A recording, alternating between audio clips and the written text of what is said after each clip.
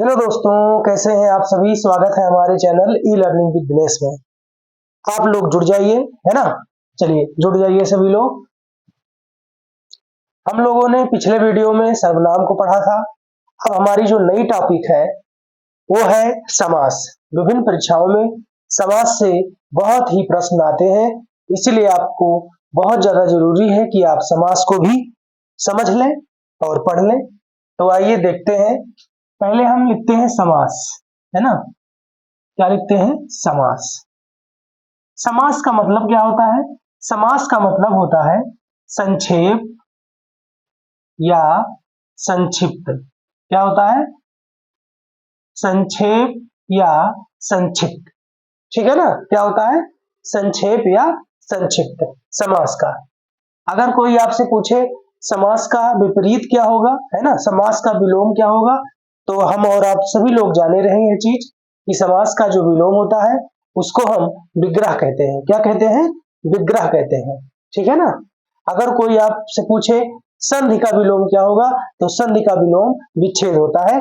इसको आप जानेंगे। तो आइए हम पहले इसकी परिभाषा देख लें। समास की परिभाषा।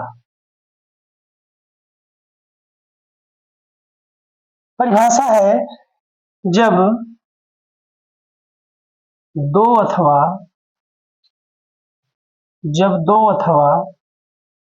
दो से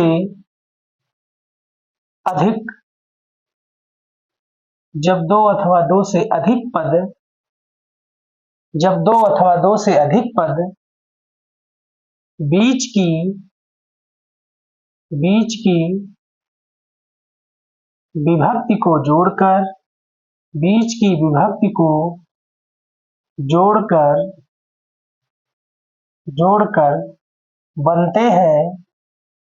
जोड़कर बनते हैं तो पदों के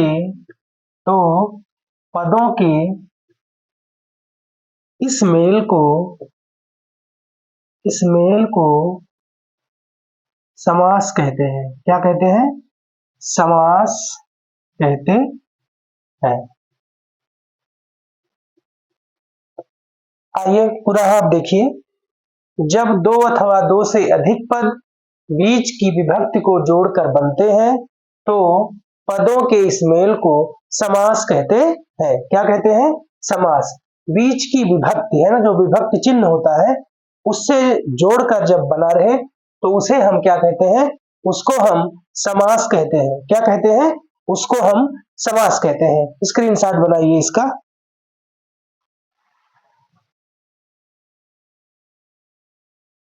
चलिए आपने स्क्रीनशॉट ले लिया होगा।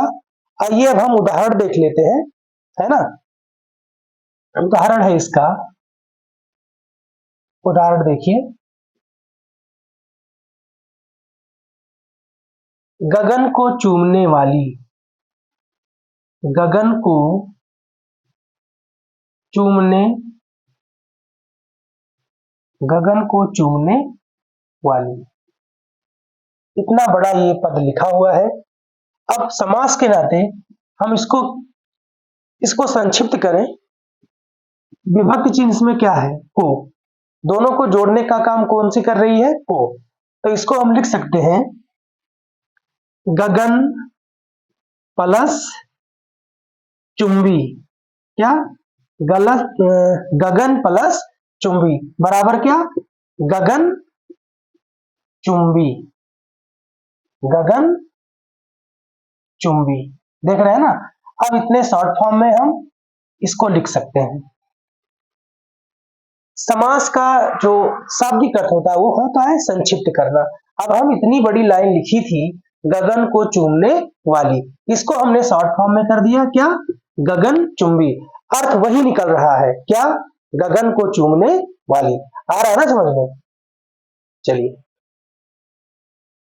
इसको थोड़ा देखिए आप। हाँ, स्क्रीनशॉट ले लीजिए। चलिए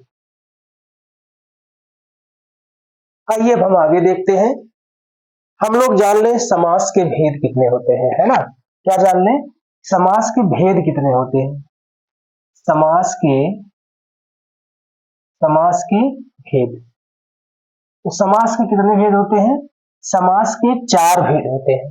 कितने भेद? 4 भेद होते हैं। कोई आपसे पूछे समास में कितने पद होते हैं? समास में पद, समास में जो पद होता है 2 पद होता है। क्या होता है? 2 पद। कौन कौन? पहला पूर्व पद, पूर्व पद, और दूसरा क्या होता है? उत्तर पद। उत्तर पद, उत्तर पद मतलब बाद वाला, पूर्व माने पहले वाला। ये 2 पद होते हैं किसमें? समास में। समास के भेद होते हैं 4 और समास में पद कितने होते हैं? 2 पद होते हैं, उत्तर पद और पूर्व पद। इस चीज को आप नोट करिए। आइए अब हम आगे की ओर देखते हैं। जहां, कहा? जहां पूर्व पद प्रधान हो, जहां पूर्व पद प्रधान हो, वहां क्या होता है? वहां अव्ययी भाव समास होता है। क्या? अव्ययी भाव समास, है ना? कौन होता है? अव्ययी भाव समास होता है। जहां पूर्व पद प्रधान हो वो क्या है? अव्ययी भाव समास। जहां उत्तर पद प्रधान हो, जहां उत्तर पद प्रधान हो वो क्या होता है? तत्पुरुष समास। क्या होता है? तत्पुरुष समास होता है ना? क्या होता है? तत्पुरुष समास। तत्पुरुष समास के अंतर्गत आप पढ़े होंगे कर्मधारय आता है, कर्मधारय और द्विगु समास। इसके अंदर तत्पुरुष समास के अंतर्गत आता है। आइए अब हम आगे की ओर बढ़ते हैं। तीसरा है जहां दोनों पद प्रधान हो, जहां दोनों पद प्रधान हो वहां होता है द्वंद्व समास। क्या होता है? वहां होता है द्वंद्व समास, है ना? अंतिम देखिए, जहां कोई अन्य पद प्रधान हो, जहां कोई अन्य पद प्रधान हो वहां क्या होता है? वहां होता है बहुव्रीहि समास, बहुव्रीहि समास। इस चीज को आप नोट डाउन करिए। चलिए स्क्रीनशॉट बना लीजिए पहले। आशा है आपने स्क्रीनशॉट बना लिया होगा। तो इसमें दिया है देखिए, जहां पूर्व पद प्रधान हो वो क्या है हमारा? वो है अव्ययी भाव समास। जहां उत्तर पद प्रधान हो वो क्या होता है? तत्पुरुष समास। तत्पुरुष समास के अंतर्गत कर्मधारय और द्विगु आते हैं। तीसरा है जहां दोनों पद प्रधान हो वहां क्या होता है? वहां हमारा द्वंद्व समास होता है। जहां कोई अन्य पद प्रधान होता है वहां बहुव्रीहि समास होता है। ठीक है ना? चलिए स्क्रीनशॉट आप ले लीजिए।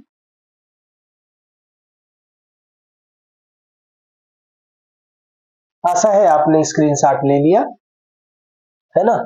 तो आज हम लोगों ने इस वीडियो में समास की रूपरेखा को या पृष्ठभूमि को, नींव को हम लोगों ने बना लिया। हमने पहले पढ़ा समास की परिभाषा। पहले तो जान लीजिए, हमने बताया था आपको कि समास का मतलब क्या होता है। तो समास का मतलब होता है संक्षिप्त या संक्षेप, इसको मैंने बताया। फिर आपको मैंने समास की परिभाषा बताया। क्या बताया? जब 2 अथवा 2 से अधिक पद बीच की विभक्ति को जोड़कर बनते हैं तो पदों के इस मेल को समास कहते हैं। क्या कहते हैं? समास कहते हैं। एक बार पुनः, जब 2 अथवा 2 से अधिक पद बीच की विभक्ति को जोड़कर बनते हैं तो पदों के इस मेल को समास कहते हैं। इसको हमने बताया। जैसे अगर दिया रहे स्वर्ग को प्राप्त, क्या दिया रहे? स्वर्ग को प्राप्त, स्वर्ग को प्राप्त, तो हम इसको संक्षिप्त कर देंगे, लिख दें स्वर्ग प्राप्त। यही हमारा किससे बनाइए? समास के द्वारा इसको हमने संक्षिप्त कर दिया। राजपूत, राजा का पुत्र, गगन को चूमने वाली, शॉर्ट फॉर्म में गगन चुंबी, ऐसे हमने आपको बताया। फिर समास के हमने आपको भेद बताए। समास के 4 भेद होते हैं। कौन कौन? जहां उत्तर पद प्रधान हो वो होता है तत्पुरुष समास। तत्पुरुष समास के अंतर्गत कर्मधारय और दिगु आते हैं। जहां पूर्व पद प्रधान होता है उसको हम अव्ययी भाव समास कहते हैं। जहां दोनों पद प्रधान होता है उसको हम द्वंद्व समास कहते हैं। और जहां कोई अन्य तीसरा पद प्रधान होता है उसको हम बहुब्रीहि समास कहते हैं। अक्सर आपने देखा होगा बहुब्रीहि समास के अंतर्गत जो देवी देवताओं के नाम होते हैं वो सारे बहुब्रीहि समास होते हैं। जैसे कोई कह दे त्रिनेत्र में कौन सा समास है, तो आप लोग जानते हैं त्रिनेत्र भगवान शिव का नाम है, अर्थात ये क्या है? बहुब्रीहि समास है। त्रिनेत्र में क्या है? बहुब्रीहि समास है। ठीक है ना? तो हम इस वीडियो को आज यहीं पर समाप्त करना चाहेंगे। कल अगली क्लास में हम लोग समास को एक एक करके पहले जैसे अव्ययी भाव समास है इसको पढ़ने का काम करेंगे। और आप चैनल में जुड़े रहें, कल के वीडियो का आप इंतजार करें। कल हम अव्ययी भाव समास लेकर के आपके बीच में आएंगे। आशा है आपने आज समास के बारे में और उसके प्रकार भेद आपने जान लिए। अगली वीडियो में अब अव्ययी भाव समास को आप पढ़ेंगे।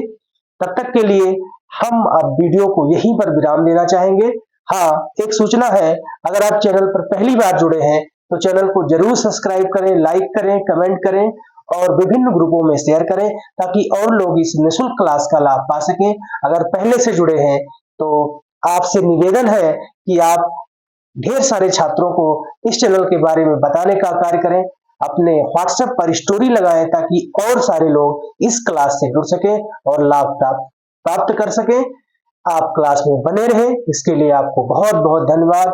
बहुत बहुत धन्यवाद। जय हिंद, जय भारत, नमस्कार।